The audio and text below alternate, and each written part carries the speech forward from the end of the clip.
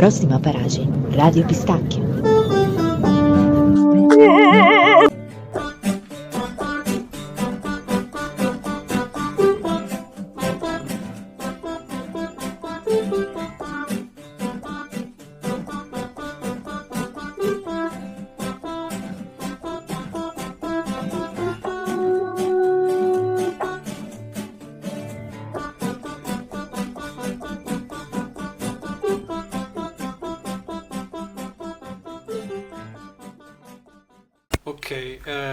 Então, è sempre uma emoção quando devo entrare. Ok, oggi è quinta-feira, este é Rádio Pistáquio e estamos aqui com Adolfo.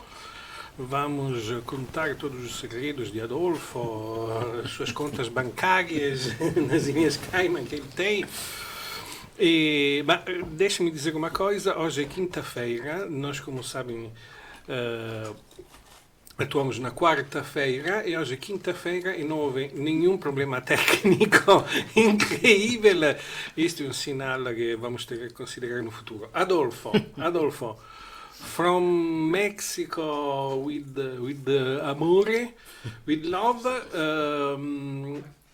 o que é que estás a fazer aqui na Europa? Na triste Europa? Na triste Europa. Eu gosto sempre de começar com a cidade de origem dos nossos hóspedes. Queres contar um pouco da tua cidade? Que cidade é? Como é que a gente se divirte naquela cidade do México? Vai. Então, olá, boa noite a todos. Obrigado pelo convite. Para começar, o que é que eu faço aqui? Boa pergunta. Ainda não foi. Foi completamente aleatório. E eu já vos conto a história. Mas eu nasci numa cidade no México que fica centro-norte, chamada São Luís Potosí, e está exatamente na fronteira entre o início do deserto, que vai para os Estados Unidos, e o fim da selva, que vem lá de baixo. Portanto, é uma cidade de muito contraste. Tem um clima parecido com Lisboa, mas continental. Ou seja, aquele calor no verão e um inverno moderado, com menos chuva do que aqui, mas parecido, em certo sentido. É a capital mundial da tuna, que é, em Portugal chama-se figo da Índia, se não me engano, aquela fruta do cacto. Ah, o fico d'Índia, sim, que em Sicília nós adoramos, comemos quando é muito. temporada, exatamente, quando é a temporada é uma coisa maravilhosa.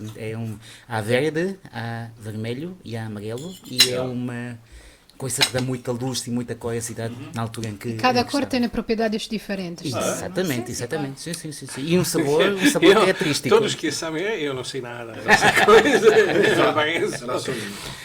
Para além disso, também o Estado, a cidade chama-se São Luís Potosí, está dentro de um Estado chamado também São Luís Potosí, e também o Estado, não a cidade, é a capital do peyote. Portanto, também temos ali uma grande influência do LSD, com muitos rituais indígenas, uma coisa mais cultural, que é para não dizer que somos uns drogados, não é? Tipo... E o LSD não é um partido? ainda não, mas provavelmente algum dia. Exército Social Democrático. Exato. Portanto, provavelmente algum dia será um partido, mas por enquanto é um ritual. É uma ideia, Não é uma má ideia. Mas por enquanto é uma forma de viajar para fora do México, mas numa radiação mais vertical do que horizontal. Então essas são as características do Estado. Eu nasci lá já há muitos anos, não vou dizer a idade, desculpem lá. É década de 80. E como é que eu vim cá parar? Então, os meus pais são dentistas e numa festa, num casamento de um dos irmãos, um primo do meu pai, que também é dentista, diz-lhe: olha, eu estou a viver em Portugal. Estamos a falar da década de 90. Quase não há dentistas naquele país. O que é que achas? Se eu consigo arranjar aí um contrato para vir trabalhar numa clínica, estou a processar. O que é que tu pensas? Achas que sim? Achas que não? E ele, meu pai é muito novo, eu fui claramente um acidente de percurso. Não é suposto, portanto o meu pai é um homem bastante novo e na altura tinha muita energia e disse: sim senhora, vamos fazer a aventura. Então ele veio cá, um ano antes do que nós, 92, 93, mais ou menos, a altura em que estava o colapso da União Soviética, muita gente estava a chegar a Portugal, da Europa de Leste também. E o meu pai veio e sim, gostou do país, esteve cá um ano e depois mandou por nós. Portanto, eu cheguei cá pequeno, cheguei cá com uns 10 anos. mas sempre mantivemos a cultura e as raízes do México sempre bastante fortes. Este meu tio, e há bocado em conversa estava-vos a contar que este meu tio é primo do meu pai, na verdade, ou seja, se é meu tio primo, é casado com uma senhora cabo-verdiana, foi assim que ele veio para Portugal. Conheceram-se em Cuba, ela é atleta, ela andava a correr nos Pan-Americanos, ela é enfermeira, estudante de enfermagem. Conheceram-se, apaixonaram-se, vieram viver para Portugal e quando nós chegamos cá eles decidiram voltar para Cabo Verde, portanto nós coincidimos aqui pouco tempo, nós chegamos e eles se iam embora. Portanto tenho ali uma miscigenação com o lucitropicalismo, vamos dizer assim. Tenho os primos que são meio mexicanos, meio cabo-verdianos, andam por aí também. Portanto foi assim que eu vim cá parar. Portanto, é o que eu dizia, um ato aleatório do destino, chame-lhe Deus, destino ou acaso, e foi assim que nós viemos cá parar. Ok. E depois, pronto, depois quando se eu percebi bem a tua biografia, digamos, depois continuaste toda a tua vida em Portugal e portanto, digamos, em tua casa se falava sempre mexicano, ou às vezes era uma mistura, o tipo de comida era ainda mexicana, ou começaram a introduzir algumas sopas. Um bitoque. Um bitoque com... Foi todo um processo, Quando nós chegamos, entramos no Instituto Espanhol de Lisboa, porque não falávamos português, não tínhamos nenhuma ligação. Portanto, nós entramos na escola. Na escola aprendemos a falar português mais do que nada nos espaços, nos recreios, e tanto eu como o meu irmão sempre fomos muito sociáveis, então imediatamente na rua começamos a sair e começamos a conhecer os rapazes lá da rua, então começamos a falar português mais do que académico de rua. Eu posso dizer que o meu primeiro português era mais brasileiro, porque tínhamos mais amigos brasileiros do que português de Portugal. Quando eu comecei a falar com pessoas portuguesas diziam, porquê é que tu dizes enxerga? Porquê é que tu dizes leite? Ou seja, que houve aí um e tu pequeno... porque não dizes? Exato. Houve um pequeno período em que realmente foi assim que começámos a falar português. Na minha casa, minha mãe sempre gostou de cozinhar, mas trabalhava. Quando deixou de trabalhar, quando decidiu que ia ficar em casa, a cuidar de nós, não sei se arrepende ou não, mas ficou a certa altura. Também começou a trabalhar com a comida portuguesa. Então ela é muito boa com comida mexicana e depois o que ela fez foi uma regra de vamos tentar tipo uma semana coisas mexicanas, uma semana coisas portuguesas que eu vou aprendendo. Então fomos assim fazendo e hoje em dia já temos aí uma espécie de fusão, não é? Pode acontecer aí um bacalhau com um acompanhamento mais mexicano. De vez em quando acontece. Há novo pratos na tua casa que ninguém sabe. Exatamente, são misteriosos.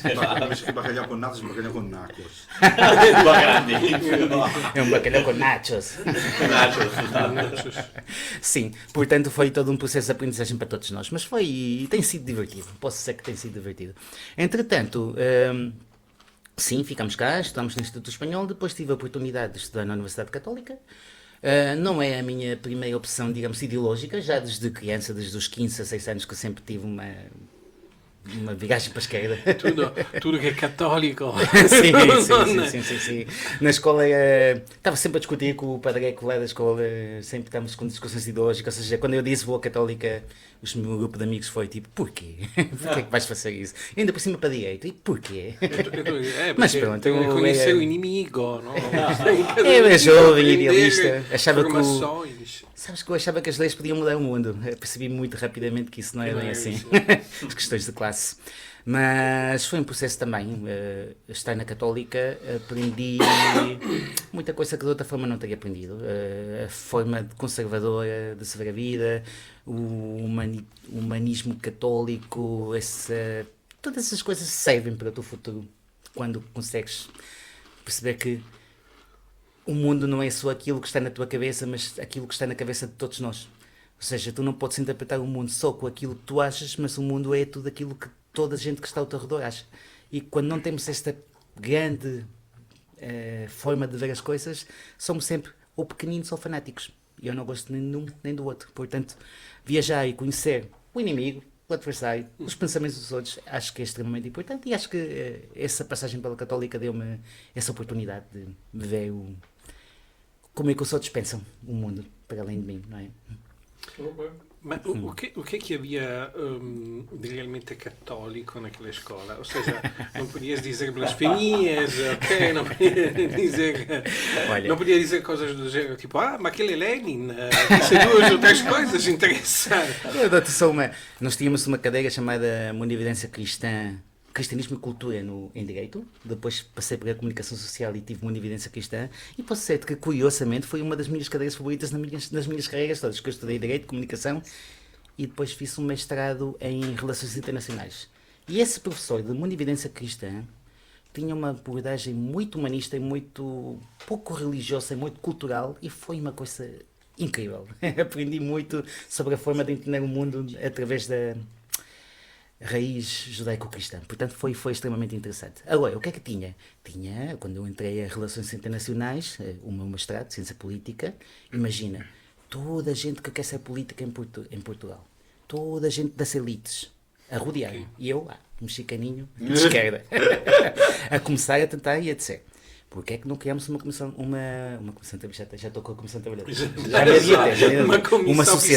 Uma associação, exatamente. Uma associação de alunos, porque não havia ainda. O Instituto de Estudos Políticos ainda não é independente. E quando nós começamos a ter esta ideia, imediatamente caiu em cima de nós outros alunos a dizer, mas esses gajos são de esquerda, são comunistas, não podem tratar disto. E houve um grupo de professores que disse, estão lá, vocês são todos estudantes de Ciência Política, podem fazer a coisa bem feita, não é? Tipo, aqui não há inimigos. Há ideias, e falem entre vocês e façam isto. Portanto, sim, houve alguns toques. Mas eu ainda não estava envolvido diretamente na política, em partidos, nem nada disso, portanto também a coisa nunca passou a mais. Foi só uma experiência assim mais infantil, juvenil. Mas, portanto, nesta escola não eras, digamos assim, não eras sozinho, não é? Ou seja, não eras uma Rosa Branca. Havia outras pessoas que mais ou menos tinham uma ideia. Éramos minoria absoluta, mas havia mais uns quantos. Mas havia mais uns quantos. Ruidosa, não sei se sim, sim. Mas afinal eras o único estrangeiro lá, não? Não. A Católica tem estrangeiros, sim, tem bastante estrangeiros. Mexicano, sim. Mexicano era o único, sim. mas havia... Tínhamos muitos, tinha colegas angolanos, tinha colegas moçambicanos, da lusofonia quase toda, tinha colegas espanhóis, até do próprio Instituto Espanhol vinha malta, o que nós chamamos rafeiros ibéricos, que é os filhos dos espanhóis e portugueses, não é? Tipo, entre nós no Instituto Espanhol dizíamos, o que é que tu és? Eu sou rafeiro ibérico. Somos estas misturas extraordinárias. Então sim, não é o único estrangeiro, mas mexicano, não sei se já houve mais algum, mas na minha altura era o único. No, então, depois desta parte na escola, no? Como é que foi a tua primeira experiência? Porque eu vi na biografia que tu falaste de Nigéria, lá já estamos na fase da universidade, não? Sim. Quando eu estava no mestrado, a fazer já o Relações Internacionais, surgiu uma oportunidade de concorrer no México, ou seja, volta à matriz, para um departamento ligado ao Departamento de Ministério de Negócios Estrangeiros. E eu concorri, disse, vamos lá. Passei 4 meses encerrado em casa, a estudar tudo o que eu pudesse, porque o exame é um pesadelo. 5 exames muito complicados, mas consegui. E fiquei lá durante um tempo, fiquei um ano a trabalhar. Voltei para o México, fiz o concurso, fiquei lá um tempo a trabalhar lá. Foi uma experiência também muito dinâmica e muito cheia de vida, sobretudo voltar. Eu nunca tinha vivido na Cidade do México. Conhecia, tinha lá primos, passava lá uma semana ao ano, não é? Tipo quando eu viajava lá, depois ia visitar o resto da minha família, mas foi uma experiência extraordinária. Uma cidade de 20 milhões de habitantes, 21 milhões de habitantes, o metro está sempre cheio. Qualquer sítio onde tu vais, tipo, vais a um quiosque, está cheio. Vais a uma rua, as compras, está cheio. E depois tinha características que eu conhecia a província mexicana, mas a capital é uma coisa. Tu entras no metro e há uma série de tendas, como se estivesse em Marrocos ou em África, assim, de campanha, com tetos e tal, onde se vende tudo. Sumo de laranja, comida, filmes piratas, tudo ao redor da entrada do metro. Então, sempre que tu entras no metro na Cidade do México, que é um metro extremamente barato e toda a gente utiliza, é o elemento que faz com que a cidade funcione. É o elemento da democracia na cidade. É aquilo que faz com que a cidade tenha vida, o metro é a veia, é um metro gigantesco. tudo, as lojinhas, tudo assim, tudo. Parece pequeno que- centro comercial. Exatamente, exatamente. Em cada entrada de metro é uma coisa maravilhosa. E os barulhos, os sons, o povo é muito, muito, muito diferente do que é Portugal e também do que é um bocadinho o resto do México, né? A cidade do México é uma cidade que é ela própria um país, né? Então, estavas a fazer lá, era uma parte do curso, um estágio, digamos. Sim, bom, é um contrato com duração certa e basicamente o que eu fazia era análises de política, sobretudo da Península Ibérica, Portugal e Espanha. Eu apresentava, dizia-me, apresenta-me isto, eu fazia um projeto e uma semana depois apresentava. E pronto. É uma espécie de. Para eles têm uma base de análise para além do próprio Ministério. Pronto, é assim. E depois, quando já estava no fim, havia propostas para fazermos estágios no estrangeiro e havia muitas vagas para a Europa, mas eu vinha de cá, toda a gente queria Praga. Eu lembro que naquela altura estava aberto Praga e muita gente queria Paris, mas eu vivia aqui, já conhecia isso tudo, e eu vejo no fundo, do fundo, Nigéria, eu disse, quando é que eu volto para a Nigéria? Nunca na vida. Vamos lá, eu quero. Então fui lá e pá, fiquei lá 5 meses. Assim. Estive lá a fazer umas coisinhas também na Nigéria, muito engraçadas, numa embaixada. Pronto. E foi essa experiência. Marrocos foi parecido. Foi também um período assim do mesmo tempo. Também estive lá uns 4, 5 meses. E foi também uma descoberta, não é? Tipo, Marrocos tinha muitas vibrações parecidas com a cidade do México, é o que eu digo, aquele princípio dos mercadinhos e da malta andar e fluidez nas ruas e o próprio forma como as pessoas funcionam. Tem alguma semelhança. Nigéria não, Nigéria foi um mundo completamente diferente. Uma cidade, Abuja, a capital, é uma cidade dividida entre 50% cristãos, 50% muçulmanos, e há todo um equilíbrio e há toda uma série de bairros, há toda uma série de coisas. Sim, na capital. Abuja. Abuja. É a capital. E então foi toda uma aventura diferente. E a verdade é que tem perigos lá, é bastante... Nós não podíamos viajar livremente, não podia Lagos, não me deixaram. Havia sempre alarmes porque na altura tinha surgido há pouco tempo o Boko Haram e havia algumas ameaças de terrorismo, não podíamos viajar livremente, mas ainda consegui viajar alguma coisinha dentro de coisas organizadas. Eu quando viajava vinha sempre num carro com um motorista, que é uma espécie de motorista de segurança. Mas estás a falar de dia, durante o dia? Sim, quando tínhamos lugar. E mesmo quando íamos a festas, que eram coisas com outra malta do corpo diplomático, não sei o quê, também tínhamos normalmente quem nos levasse. Portanto, então ela... Marrocos não tinha nada a ver com isso. Ou seja, a Nigéria à noite é impensável, tipo, sair... Cheguei a sair, tínhamos um grupo de amigos da Embaixada do Brasil e costumamos às vezes ir a avião para sair, foi conhecer logo. O meu chefe disse logo, olha, este aqui fala português, e o rapaz tem mais ou menos a minha idade e disse, você fala português? Então...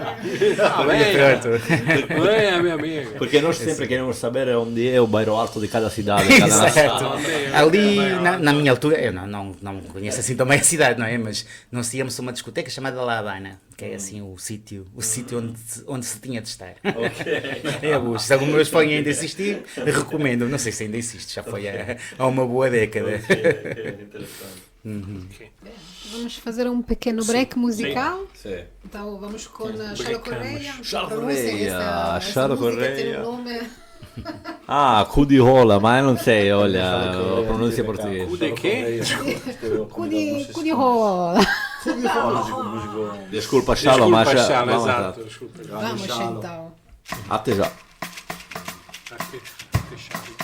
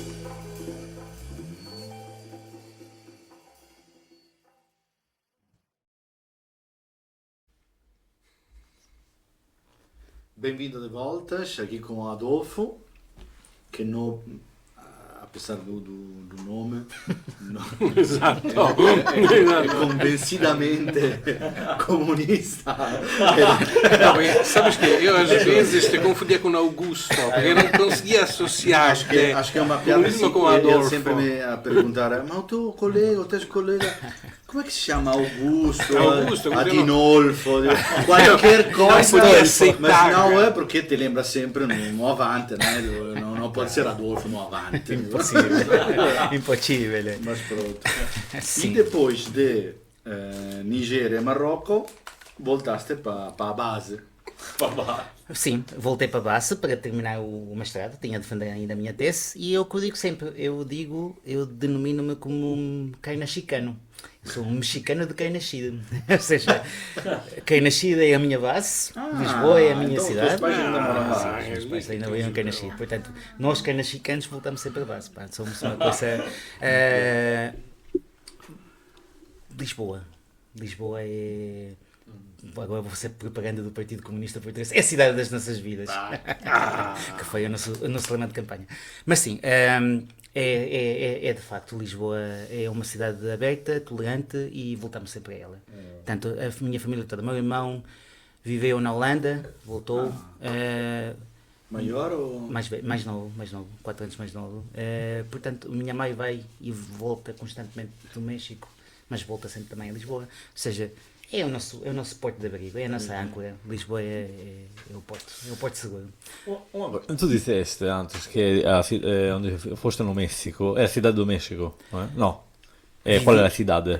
San Luis milhões de Potosí. habitantes? Sim, Cidade nasceu do na China, San Luis No, Potosí. no, onde é que passaste depois Cidade do do México, tempo? Cidade do México. Ok, Cidade do mas estavas a dizer, era lindo. Então, o que é que fez-te escolher mais Lisboa e não México? A capital do país. É uma bela pergunta. Isso também, olha, tive muitas dificuldades, vou admitir. Conheci uma rapariga que já conhecia de Portugal, tínhamos coincidido cá, os seus pais eram diplomáticos, tivemos uma muito boa relação, namorei com ela nos tempos em que eu estive lá. Tive alguma oportunidade de ficar lá a fazer algum trabalho académico, alguma faculdade, uma universidade que me propunha qualquer coisa, mas Lisboa foi mais forte. Confesso que foi uma discussão interna intensa. Então Mas tinhas Lisboa- uma meia vontade, a cidade do México talvez, assim, vou viver lá ou nunca. Nunca lhe fechei as portas. É uma cidade que está sempre aberta no meu coração. Mas eu vou dizer porque é que Lisboa é uma cidade melhor para mim do que a cidade do México. Pela liberdade de te embebedares na rua e voltares para casa com toda a tranquilidade. Isso é, diria eu, uma das melhores características da cidade de Lisboa. Não tem preço. Estarmos no bairro alto, bebemos os nossos copos, às vezes o limite não é respeitado, e chegamos a casa com a carteira, o rim e a saúde. Até a pé. Até a pé, exatamente. Sem pistola. Sem nada. E isso é uma coisa que realmente não tem preço. Para as pessoas que vêm de cidades com maior violência, para nós não tem preço. Portanto, isso Lisboa tem esta característica. toda, acho que é mais, Um bocado. mais violenta. Ma io tengo una pregunta. Quando tu voltaste no México, no? Houve alguém que te disse, mas sì, tu és mexicano, mas tens um sotaque um bocado estranho, assim. Ou seja, aconteceu que ficaste com algum sotaque português ou não? Eu posso dizer que Pelo relato. as pessoas de Lisboa não me costumam perguntar. Ok. Não, mas tu quando foste lá? Quando Ah, foste lá no México? Sim, no México eles ficavam muito confusos. No México Ficavam diziam, confusos. eles ficavam muito confusos. Diziam, De onde é? tu és mexicano, mas tens um sotaque estranho. Viveste na Espanha. E depois há qualquer outra coisa que não apanhámos. Isso, Sim, não, vai sim, ser sim, uma sim, cozinha, sim, não? exatamente. Tem um vinho, tem É, essa coisa. e sobretudo porque, mais do que a confusão com o português, como eu estudei num instituto espanhol, ganhei algumas palavras que não são muito habituais no México. E às vezes eles voltam da infância. E então eles ficavam muito confusos. Tipo, sim, nós percebemos que és mexicano. Palavras mais castelhanas que mexicanas. Sim, às vezes surgia alguma coisa desse género que eles diziam, Ok. onde é que tu vens? Sim. Ma perché io esqueci esta coisa, portanto, perché tu neste colégio, digamos assim, tu falavas espanhol, não falavas... No Instituto Espanhol nós tínhamos tínhamos as aulas em espanhol e tínhamos a aula de português e de história de Portugal. Ok, Mas mas o com resto os é teus tudo colegas currículo era em sempre em espanhol. Ok, todas as outras aulas É em espanhol, sim. Mas com os teus colegas em português e espanhol? Aí é que está a questão, e isso também foi uma coisa muito boa na minha vida, que é o Instituto Espanhol de Lisboa é uma escola pública para os espanhóis, portanto, eles estão lá sem pagar, e há muitos, são a maioria, mas depois é uma escola semi-privada ou privada para os outros. Então tinha também colegas portugueses, tinha filhos de embaixadores da América Latina, tinha malta de França, de Itália, tinha colegas de muitos países do mundo, e depois tinha malta que era de classes populares. Então tu tinha essa mistura de... Estavas a jogar a bola com o filho do embaixador do Chile e ao mesmo tempo com o rapaz que morava ali ao fundo da rua num prédio completamente popular porque o seu avô era galego e ele tinha direito à escola. Um bocado como o Rádio Pistáquio. Um bocado como era destaque. Misturado. E isso foi também muito útil para viver vários mundos, não é? Sobretudo naquilo que foi um desenvolvimento do entendimento da luta de classes. Claro. Claramente. Isto é que é o presente O presente do Adolfo em Lisboa, né? do Adolfo. Portanto, Vamos eu- aprofundar. É Exato. certo, quero saber mais. Dizer, onde está a sede do Partido Comunista? Tu te apresentaste. Pronto. Pronto, eu desde pequenino que sempre tive uma tendência para a esquerda, isso não é indubitável. Mas porquê? Digamos.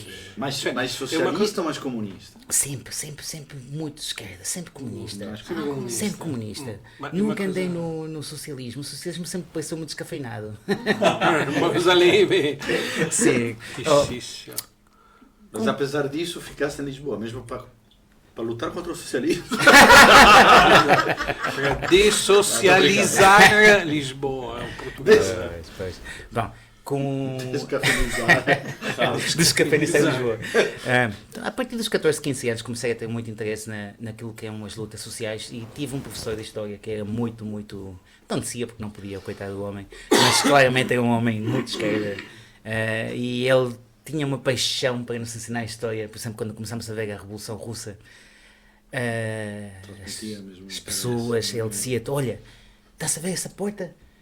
Ali, estão ali esses gajos, que é uma fotografia com dois homens muito rurais, não é? A colocar um cartaz, escrito à mão, que diz Secretariado das Nacionalidades. Estão a colar, diz, são dois trabalhadores que têm nem o quarta classe, tipo, não é, trabalhadores, estão a criar um mundo novo. O mundo novo está a surgir aqui. Nesta fotografia tu vês isso. Ele dava-nos isso com tanta paixão e tu já tinhas essa inclinação. Então facilmente aquilo começava a... Onde é que eu vejo mais disto? E começava-se a ler, começava-se a pegar os livros, começava-se a aprofundar e nunca tive grandes dúvidas. Alguns desviacionismos aí os meus camaradas de hoje em dia, esquerdistas, mas nunca uma dúvida sobre que se nós queremos mudar o mundo só pode ser feito de forma organizada, porque Então, não ao anarquismo.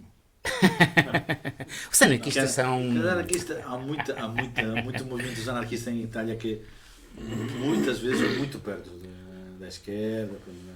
Os anarquistas são sempre... Não sei aqui. Também. Os anarquistas são sempre os nossos aliados porque têm o coração no sítio certo. A organização é que diverge. Digamos que não temos o mesmo conceito de organização. Mas estão no lado certo da história. Portanto, também não tem problema com anarquistas. Vou-te fazer uma pergunta difícil. Dispara. Quando nasceu? Bakunin. Estás preparado? Exato. No, consegues, ou seja, tu conseguiste pensar ou resumir do porquê do fallimento, digamos assim, de alguns sistemas comunistas famosos? É uma pergunta complexa. Digamos que, em parte... Sempre se considerar falência. Sempre se podemos considerá-la como falência, exatamente. Exatamente. Eu acho que se nós vemos a história a Uma curto... falhança. Como é que se diz? Falhança. Se nós, falência também, neste caso, como é Falência o sistema da empresa, político, né? pode ser, o sistema político também pode falir, também pode ser uma falência. Eu acho que se nós vimos a história a curto prazo, como uma coisa que acontece rapidamente, sim, há uma falência dos sistemas do Partido Comunista Único, de corte marxista-leninista, que é o nosso, não é? O que eu represento dentro do PCP. Se vimos a questão a médio e longo prazo... Estás a falar de Portugal. Sim, de Portugal. PCP, Portugal, marxista-leninista, continua a ser e vai continuar. Não há retiradas de estrelinhas nem retiradas de foices e martelos. Não é negociável para nós. Mas dito isto, a médio e longo prazo, se nós observarmos, por exemplo, a Revolução Francesa, a Revolução Francesa também caiu, não é? Tipo, deu um grande avanço à humanidade, depois acabou com o Napoleão e voltou o Império. Mas as ideias ficaram. Eu acho que a União Soviética teve essa característica. A União Soviética, na década de 20, traz coisas extraordinárias cujo valor é cada vez mais retirado pelos meios de comunicação. Existe uma grande ofensiva nos meios de comunicação e de toda a gente para tentar apagar a história daquilo que foi a União Soviética. A União Soviética fez... Terceiro, quarto decreto da União Soviética é a libertação das mulheres da cozinha. É uma das primeiras coisas. É a ideia de que a mulher devia ser um ser humano completo, independente de tudo, e, portanto, cada empresa com mais de 20 trabalhadores devia ter sempre uma creche e uma cozinha coletiva, para que as mulheres pudessem trabalhar e os seus filhos pudessem crescer num ambiente em que a mãe não fosse escrava dos filhos. O direito ao aborto, o direito ao divórcio,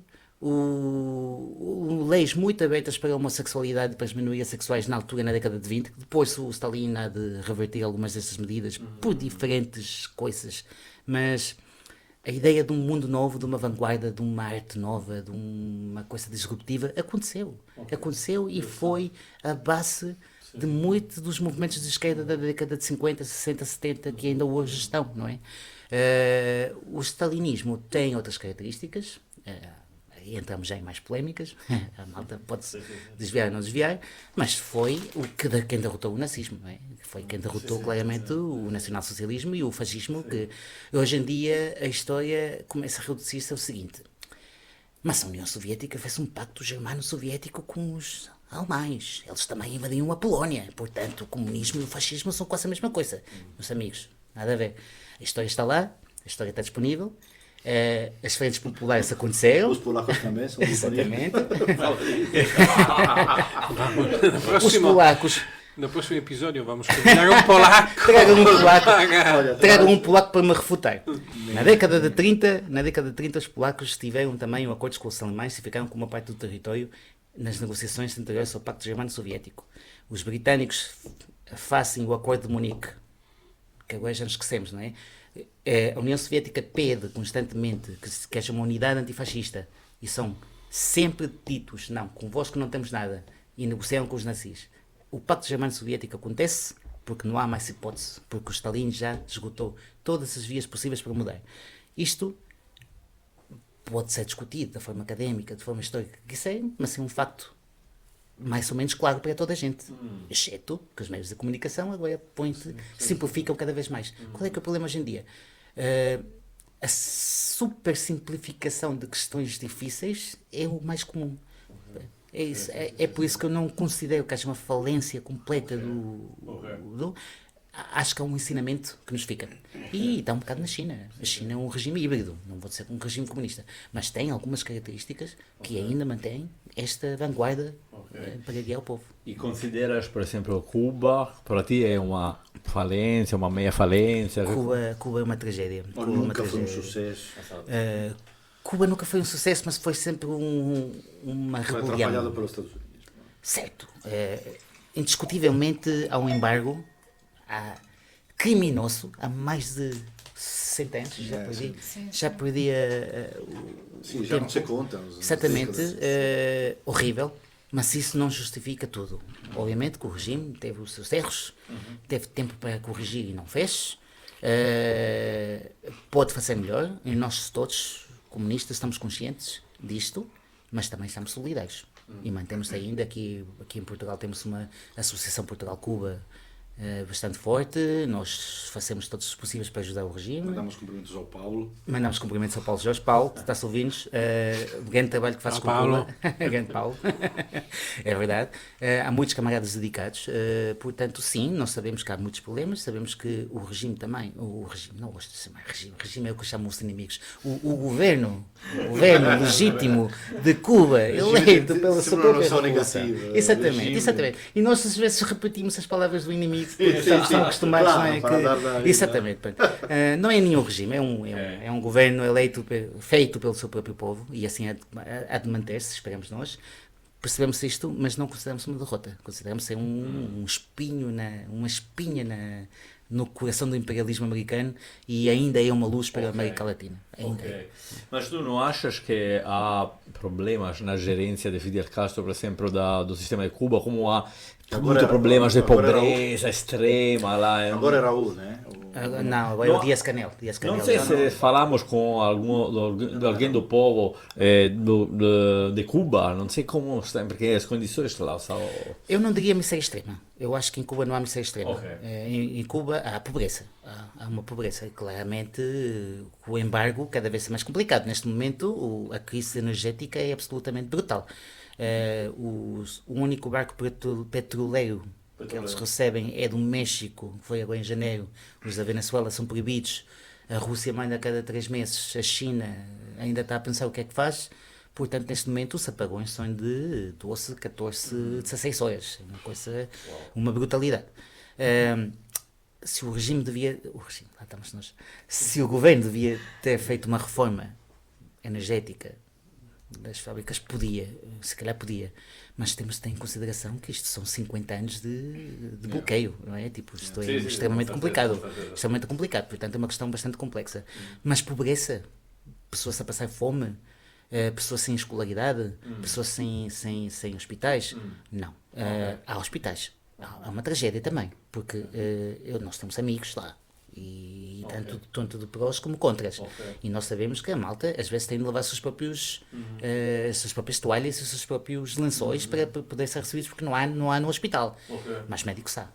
Há médicos, há professores, há os cuidados máximos que eles podem ter e disponibilizar, que é uma coisa que eu não posso ser que aconteça, por exemplo, no sul do México, ou na Guatemala, ou em El Salvador, ou em qualquer outro país da América Latina. Portanto, quando a mim alguém me diz Cuba é um estado falido. Ok. Então Então há mais e uns Colômbia, quantos aí, então e né? El Salvador, então e Guatemala, então e... Estão assim tão Não falidos? sei se é... Diz. Não. A minha pergunta era mais para perceber. Tu estás a concentrar, digamos, a maioria dos problemas de Cuba mais devido ao embargo. Mas em relação ao Fidel Castro, o que achas da gerência dele? Tu achas que foi boa no final? Eu acho que a gestão do Fidel Castro foi boa. A do Fidel Castro foi boa. Com certos conflitos internos também, há várias polémicas, mas eu acho que o Fidel Castro fez um trabalho excelente. Depois do Fidel Castro, a forma como o governo foi lidando com os problemas é outra questão. É uma questão complexa, da qual eu não sou especialista, não gosto muito de entrar nessa questão muito a fundo, mas sim, considero que 70-30. 70 o embargo, 30 os cerros próprios do regime, do governo. Interessante. Agora, não sei se é a altura de uma música ou não. Sim, podes fazer a última pergunta. Portanto, depois coloca a calata, música. cala-te. E depois fazemos Então surge uma pergunta. Entre todos esses falidos sistemas da esquerda, digamos assim, qual é que é o menos falido de todos?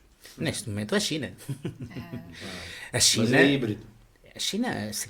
Mas é considerado híbrido. Tu dizes Eu vou dizer que é híbrido. Então, Eu vou dizer que é híbrido. Mas vou colocamos dizer... à parte o híbrido. Vietnã. Ok. É híbrido? Não faço ideia. Tu é que sabes. É por isso que eu fiz a pergunta. É para eu descobrir o que é. É assim. O que é eu... Por exemplo, eu digo é híbrido, mas existe um país capitalista puro? Também Não, comunista puro, não sei. não há, ou seja, Não somos sei se todos Cuba um bocado se calhar híbridos, não o é? Ou único- seja, O único purismo, se calhar, é de comunista. Não sei. eu diria que dentro da matriz marxista-leninista, Sim. daquilo que é o modelo soviético, é Cuba. Cuba é o que trotskista. ficou. Não digas isso. Paulo, desculpa, Paulo. Não, Paulo, Cuba A não é responsabilidade não é nossa. Cuba não é trotskista, não é trotskista de forma Não, nenhuma. digo, E nunca o será. em geral. Nenhuma Não, nação. acho que não há nenhuma nação trotskista. Há partidos trotskistas, mas nação trotskistas não há. Aonde? Partidos trotskistas. Então, está na Itália. O que é que fizeram de Itália mal existe esses ideia. trotskistas? Ou seja, os partidos comunistas italianos que se separaram na década de 90 são trotskistas. Se calhar já não existem, né? Pronto, estou um bocado atraçado na minha política italiana. Mas em Portugal, por exemplo... Claro, que era o grande Partito Comunista Italiano che nasceu nel ventennio fascista. Exatamente. E, Com o Gramsci, com os grandes intelectuais. Acabou nos anos 90 já. Sim, Isso. acabou antes, acabou com o comunismo. Eu não mas sei pronto. como é que ainda o PCP... Não, estou brincando. Porque não entramos Tem o Adolfo aqui. Porque não entramos na brincadeira do eurocomunismo. O eurocomunismo foi um grande erro dos partidos comunistas ocidentais. Prodi foi a morte de... Foi porque a questão é a seguinte: se tu tens 17 anos e queres mudar o mundo, na década de 80, e tens um partido que te diz é a luta de classes e é a exploração do homem pelo homem, isto é tudo o que há, nós vamos lutar. E de repente este teu próprio partido vira-se para ti e diz: não é bem assim, olha, com progressismo, vamos fazendo as coisas devagar através do Parlamento, porque não gostamos de tanques em Praga e os soviéticos são muito maus, portanto nós vamos fazer isto assim devagar, assim, tipo, de uma forma, abraçamos o governo, fazemos parte disto, tentamos mudar assim. Qual é a tua diferença com o Partido Socialista? O que é o eurocomunismo? O que é que o eurocomunismo te traz a um jovem de 16, 17 anos que seja diferente daquilo que é um Partido Socialista? E se fosse um jovem ambicioso e que seja ter um posto e que seja viver do sistema, porquê que eu haverei de trabalhar no Partido Comunista Italiano e não no Partido Socialista? Qual é que é o objetivo? A longo prazo, este é que é o problema do eurocomunismo. O eurocomunismo deixou de acreditar que podia mudar o mundo e achou que podia pôr uns remendos e aos poucos íamos saindo de lá. E é por isso que os partidos comunistas italiano, francês, a maior parte dos grandes partidos comunistas italianos faliu. Desistiram. Nós não queremos cair nesse erro. Mesmo que o Partido Comunista Português um dia se visse completamente fora do Parlamento, ou seja lá o que for, nós acho que o partido é claríssimo nisso, morremos com as botas postas, entramos para a clandestinidade se vir aí o fascismo, mas desaparecer não desaparecemos, nem retiramos a fazer o martelo da bandeira. Quantos assentos tem ainda? Neste momento temos três na Assembleia e temos uma decena de câmaras municipais. Ainda, e muita presença nos sindicatos. Sim, pois é. No movimento sindical. Vamos fazer uma pequena pausa musical. Ah, il nostro amico Daniele Pistone grande che fa la Lisboa, le suona di questa città. Pisto.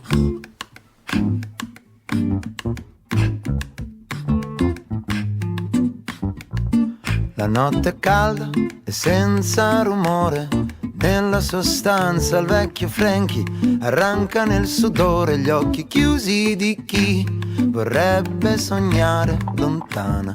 La pioggia inizia a scrosciare.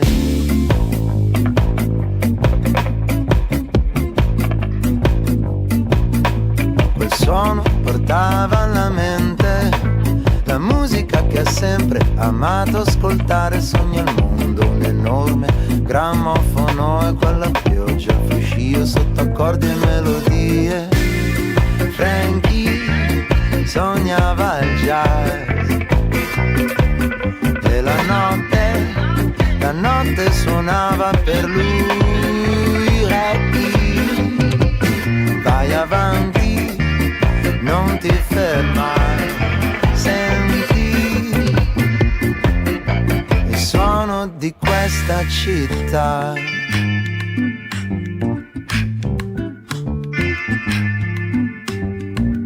D'improvviso nel sonno uno scatto e ferra la sua Blackburn dell'88. Si alza, si imposta e senza indugiare attacca a suonare.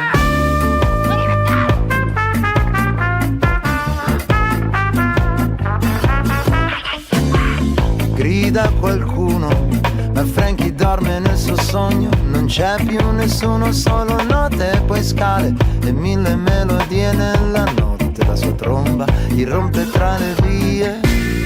Frankie sognava il jazz e la notte suonava per lui. Reggae, vai avanti, non ti fermare. Senti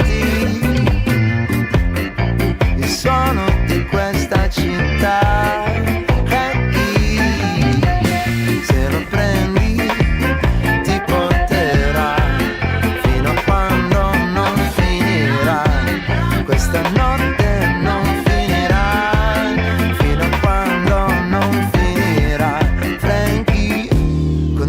a sognare.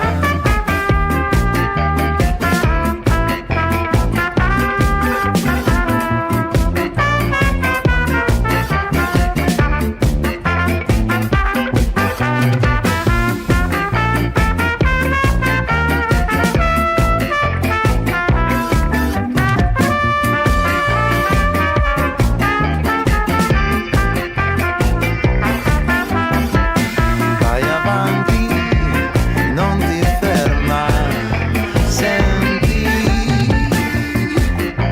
il suono di questa città, capi, se lo prendi ti porterai fino a quando non finirai, questa notte non finirà, fino a quando non finirà.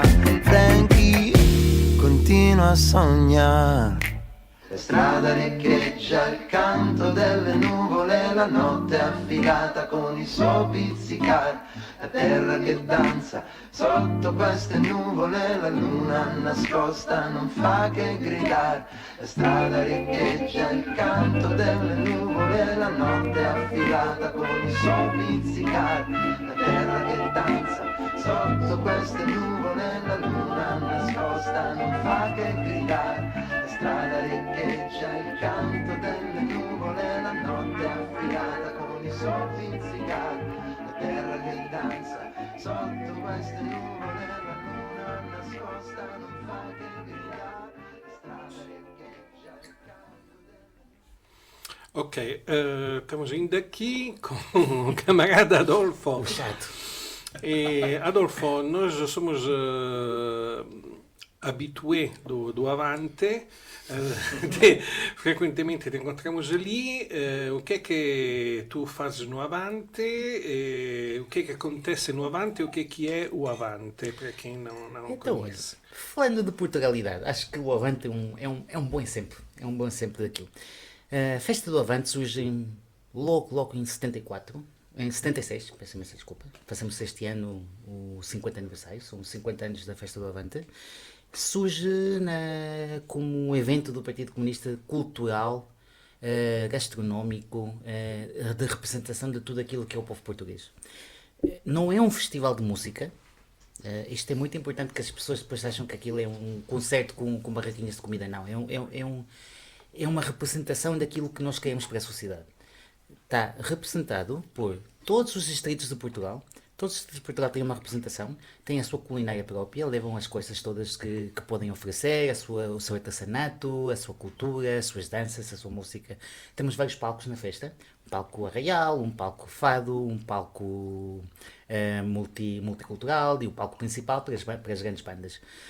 O objetivo é esse. O objetivo é que as pessoas conheçam Portugal e também o nosso lado internacionalista. Temos o Espaço Internacional, onde convidamos os partidos comunistas e outras forças progressistas alinhadas connosco, que vêm cá e também trazem os seus produtos, a sua cultura, as suas danças, a sua música, a sua forma de ver a vida, e partilham connosco. São 3 dias muito intensos, que nos custam imenso a trabalhar. O que é que eu faço na Festa do Avante? Eu sou parte do executivo que trata da organização da festa no Distrito de Lisboa. Cada distrito tem a sua organização, o seu executivo.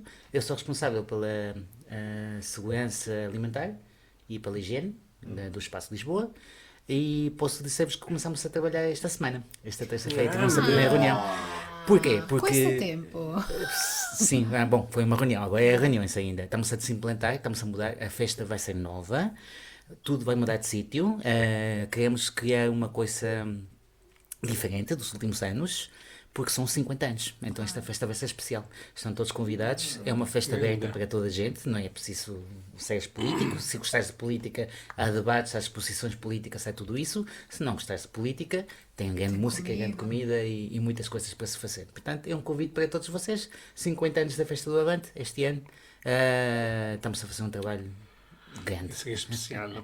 Vai ser especial. Mas tu sabes que há sempre uma certa percentagem de infiltrados, não é? Ou seja, pessoas que não são de esquerda, mas que vêm ali para comer, beber ou para ver alguns concertos. E não faz mal.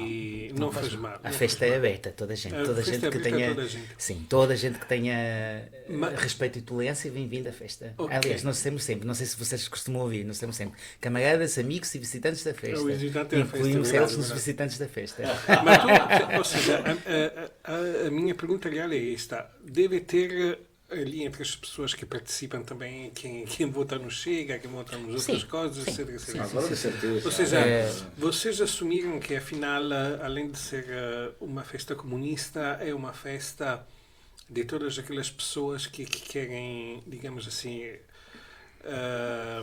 escapar de uma certa violência verbal que existe na política entre a esquerda e a direita, querem só divertir-se num ambiente Descontraído. descontraído, ou seja, que vai além daqueles que são os vossos. Porque, afinal, é uma festa comunista, mas mesmo assim a gente vai ali para descontrair. Portanto, assumiram esta. Sim, sim. O objetivo da festa é nós darmos uma pequena amostra daquilo que nós achamos que pode ser a sociedade, não é? É uma sociedade coletiva, onde todos nós trabalhamos durante o ano inteiro para construir esta festa. As jornadas de construção da festa são abertas a toda a gente, não é só, claro que nós militantes vamos lá todos os sábados, todos os domingos fazer a construção, mas levamos amigos. A malta conhece como é que nós trabalhamos, muita gente que não é do partido vai lá e faz connosco, depois bebe uns copos connosco ali no nosso barcinho, ficam todos contentes e não necessariamente por isso vão votar em nós, mas ficam a saber o que é o nosso projeto de vida. É toda a gente é bem-vinda, é o que eu digo. Temos lá habitualmente até políticos como, por exemplo, o da Câmara do Oeste, o Saltino Moraes. Digo já, o Saltino não me está a saber, mas se estiver a saber, obrigado pelas cadeiras. O Saltino empresta-nos cadeiras. Bravo e Saltino. E costuma ir o Pacheco Pereira costuma ir lá comprar livros, que ele tem uma grande coleção de história do Partido Comunista Português, apesar de ele ser do PSD, mas é um homem que também costuma estar na festa. Ou seja, a festa é aberta a toda a gente que foi lá de bom coração. Não temos problema E nenhum. esse ano vai ser especial. Este então, ano vai ser especial, para 50 aproveitar. anos. Com quantas semanas de antecedência começam a montar coisas, instalar Já. coisas? Já. Neste momento estamos a tirar as coisas do ano passado para pôr as novas. Normalmente começamos em março, mas como este ano vamos mudar muita coisa, agora o tempo não está a Ou ajudar. seja, ficaram ali algumas instalações do ano anterior. Como as decorações de Santo É. António. Não, o objetivo da festa, nós podíamos fazer isso, nós podíamos ter coisas já montadas que ficassem de um ano para o outro e nunca mexer naquilo. Mas o objetivo da Festa do Avante, para nós internamente, não é só para o público, mas para nós é que toda a gente do partido trabalhe em conjunto. Então nós gostamos de desmontar tudo e voltar a montar. O objetivo é que venha a malta de Castelo Branco, que venha a malta de Porto, que venha a malta de Évora, que venha a malta de Setúbal, vem cá, passa um fim de semana, sobretudo a juventude comunista. Sim, bem malta da Itália. Conheci uma camarada de 82 anos italiana, o ano passado, que vem sempre às festas do Avante, apresentaram-me e disseram: olha, este é a camarada, não me lembro do nome dele agora, pá. Mas sim. Desde o segundo Festa do Avante, ela vem cá constantemente, ou seja, que a malta que vem também de fora. E sim, ou seja, a festa também é uma forma de todos os comunistas de Portugal se conhecerem, trabalharem em conjunto, traçarem amigos e fazerem a construção de uma cidade nova, todos os anos, renovado. Portanto, nós não acreditamos em deixar as estruturas montadas. Temos o plano, mas desmontamos e voltamos a montar. E aprendemos muita coisa. E como é que estamos a chegar ao fim? Queria saber, tem alguns projetos futuros? O futuro. Politicamente, o futuro passa neste momento pela luta sindical. Vem aí um pacote laboral que é um ataque direto a todos os trabalhadores. Acho que foi feito de uma forma tão violenta e tão precipitada que até os mais despistados perceberam que era uma coisa enorme.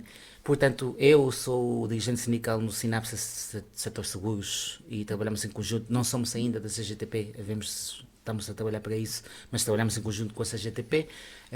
Vamos levar esta luta até o fim, porque este pacote é uma coisa vergonhosa. Este é o futuro mais próximo. Um de nós, acho, o Salvo, participou à greve geral, não?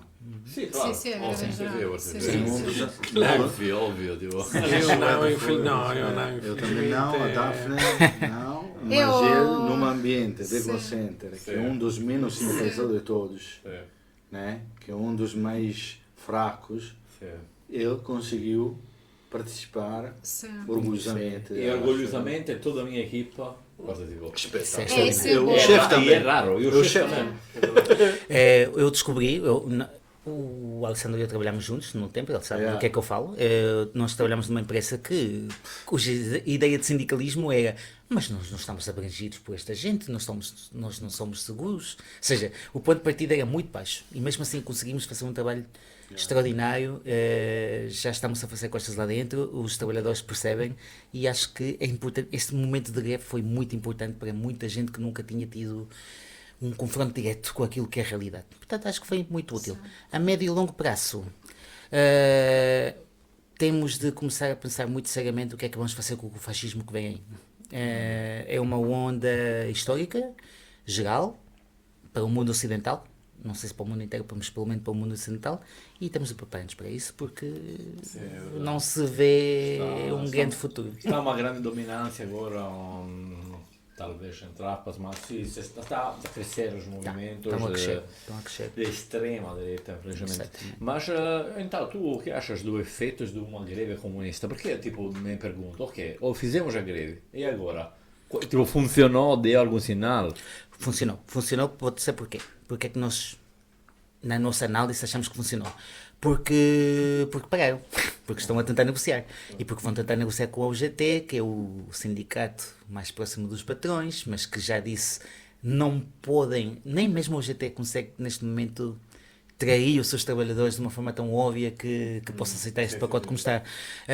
O encantador de burros, o nosso querido amigo André Ventura, cumprimentos Ventura, também percebeu que ia perder as suas bases se aceitasse este pacote como estava. Só para verem qual que foi o efeito da greve. Antes da greve, o Ventura dizia que este pacote era bom para o país e para os trabalhadores, que ia ser, tinha a mesma posição que a Iniciativa Liberal, que esta gente toda. Quando viu que a greve foi uma coisa grande e tal, mudou imediatamente e disse: não, isto não pode passar assim. Ou seja, realmente a greve funcionou para pôr um pequeno travão nas coisas. E nós vamos continuar. Este mês temos lutas ainda programadas e para o resto até abril temos lutas programadas. Vamos fazer um reel deste, porque a gente às vezes precisa ouvir. Sim, passa um post, as datas que nós colocamos. Passaremos as datas, sim. Não, mas sobretudo isso que disse, que a greve deu um efeito, que às vezes a gente não sabe. Deu e sobretudo criou um primeiro contacto de consciência de classe em muita gente que nunca tinha tido essa experiência. Também, e isso é muito importante. Também passou muitos anos da última. penúltima greve geral, por isso agora já se percebe o que é o feito de uma greve geral em Portugal. Eu, por exemplo, estou aqui há 14 anos, nunca vi. Eu acho que quando houve a penúltima foi tão cedo para mim que nem me lembro. E eu lá estava. Mas lembro só, acho que foi na mesma, uma coincidência, a única vez que vi na rua fogos, tipo, e as polícias a carregar, tipo, a única vez. Mais uma vez, ainda estava a troika. Mais uma vez é uma coisa extraordinária, não é? Tipo, como os meios de comunicação, ou seja, como eu vou ser muito marxista. A luta de classes está realmente a agravar-se, está mesmo a agudizar. Naquela altura, nos tempos da Troika, as televisões ainda mostravam imagens grandes sobre as grandes marchas. Já pouco, mas ainda mostravam. Nestas greves hoje em dia não te mostram nada, não te mostram imagens. E os números também. E os números são completamente cobertos. E depois o governo vai e diz: antigamente os governos tinham alguma seriedade, diziam: foi uma greve importante, vamos ver o que é que nós falamos sobre isto. Hoje, este governo medíocre disse: não teve impacto nenhum. Isto foi, tipo, não é preciso para nada. Vivemos num mundo de simulacros e de simulações. Achas que no futuro vais trabalhar para empregadoras como eu tive e ainda tens tu, ou achas que o teu caminho vai mesmo para a direção a tempo pleno, inteiro, num sindicato? Não acredito. Há pessoas que têm um perfil para trabalhar a tempo inteiro no sindicato e há pessoas que têm o perfil ou, digamos, a vocação de tentar convencer os outros, não através de tentar forçar, mas através da persuasão e de tentar ser inteligente para demonstrar os teus pontos, de que vale a pena lutar. E eu acho que esse é o meu caminho. Eu acho que o meu caminho é trabalhar, estar com os trabalhadores e de uma forma muito pouco, porque eu não sou nada, não gosto nada de ser, não gosto de ser agressivo, não é, nas posições. É melhor manter o contato. Exatamente. Para não ficar mais político. Exatamente, eu acho que é importante alguém faça isso e eu acho que eu estou nesse campo, de tentar manter-me ao pé dos nossos e... Em Lisboa? Em Lisboa, de preferência. Não fecho as portas a sair, mas a base é Lisboa. A base é Lisboa. Agradecemos muito e muitas boas greves no futuro. Atendemos. Bem-haja as greves. Esperemos que não seja possível. A greve de fatto unida Que não seja preciso. Preciso. sarà vencida. De fatto queria dizer qual era a pergunta qual era a mensagem que querias dar às pessoas para nesta época, esta vez onde a classe trabalhadora está em dificuldade, mas já disseste agora. Que não seja preciso. Greve. Uma palavra só. Vai. Resistam. Resistam. Resistam. Tá bem. Nós vamos resistir. Vamos resistir. Numa tasca Numa agora. tasca, exato. De preferência com bombinha.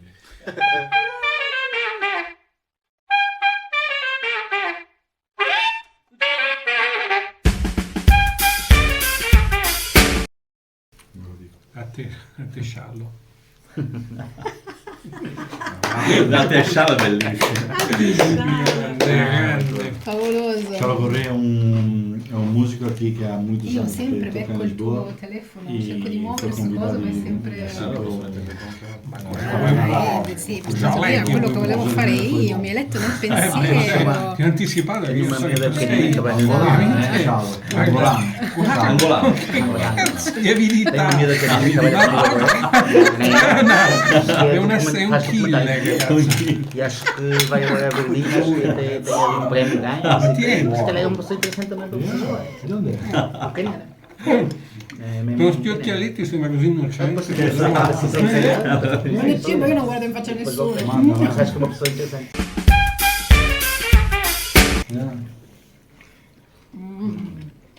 Bene. Temos uma meia hora assim. Ok, agora falamos nas tuas contas na casa. Precisamos fazer outro break musical, não tô? Depois colocamos outra. Podríamos. Depende como Però- va. Normalmente sempre fazíamos duas pausas. Duas pausas Ultima- musicais, sim. Dá para ir bebendo vinho, que é o que eu preciso. Ah, le volti tu? Depois? Sim? Pode ser. Sobretudo Vieni, volti. Volti. Marocco, Volti. Volti lei, esatto. Nigéria e tal. Volti lei. Também. É sempre na capital. Tu conhece o Charlo Correia? Por acaso não. Estava aí uma contar agora. Não conheço. É de ouvi-lo. Sì, come musica angolana che è abbastanza famoso. È un dos Uno mais mais famoso, sì. Sim. de mais ativos. Nós intervistamos, c'è compagno. Sim, estava a contar. Foi bom aquela, Aquela entrevista foi fixe. fixe. Gostei. aquele pedaço também no racismo é um bicho. O racismo é um bicho che era come diceva, che pega quando Cobra. Esatto. Fuori da testa. E dice quando meno si spera, o razzismo è un bicho che... Una cobra. Muito bom. Oh, Esatto. Dai. Vai, Salvo. Buona luce, aguanta il microfono. Salvo! Vieni a casa, raglio. Che già questa io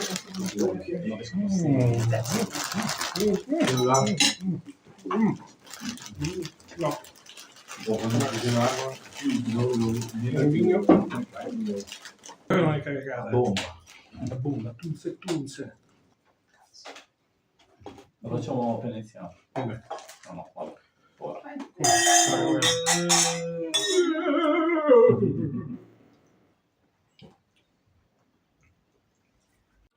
Iscriviti al canale. Iscriviti al canale. Ora.